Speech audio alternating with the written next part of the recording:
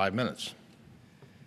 Thank you, Mr. Speaker. Mr. Speaker, once again, the President's health care plan, known to the nation as Obamacare, is in the news, both because it is open season for individuals to choose their level of health care coverage, but also because of the now made public suggestion by a senior architect of Obamacare that the administration would have to rely on, in his words, the stupidity of the American people to get the President's plan enacted. Those are shameful words that disrespect every American and have rightfully been condemned by members on both sides of the aisle. I think the American people know exactly what's in the bill. We are reminded of it every day that we now live in a country where our government will fine you for not having the health care coverage that it deems adequate.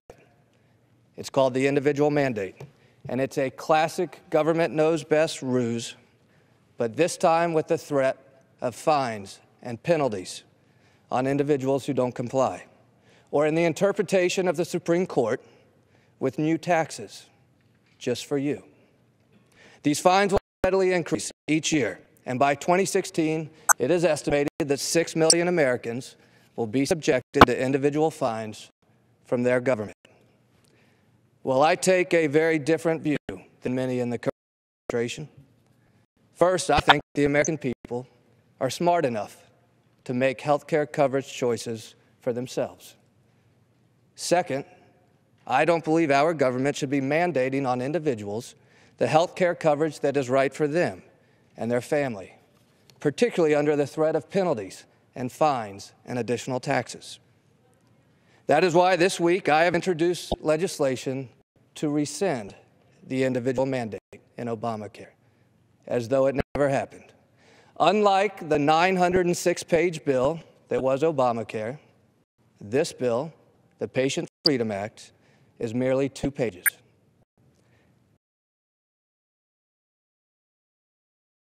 Every member of this body can know what's in this bill before we pass it. Many of us believe that a full repeal of Obamacare is appropriate and right for the country. But it's foolish for us to think that the President will sign a repeal of his signature legislative achievement. That is why my bill covers only one provision, the individual mandate.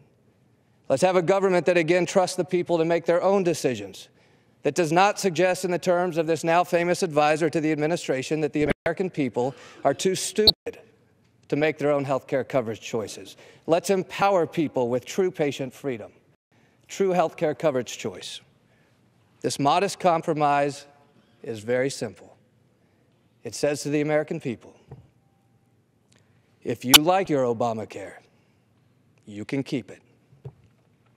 But if you believe that you should have different coverage, you are empowered, you are entrusted, you have complete control over the health care coverage decisions for you and your family. We are entering a period in January when compromise will be required for this Congress and this President to work together. This is a simple 2-page bill that says the American people are indeed smart enough to make their own health care decisions for themselves.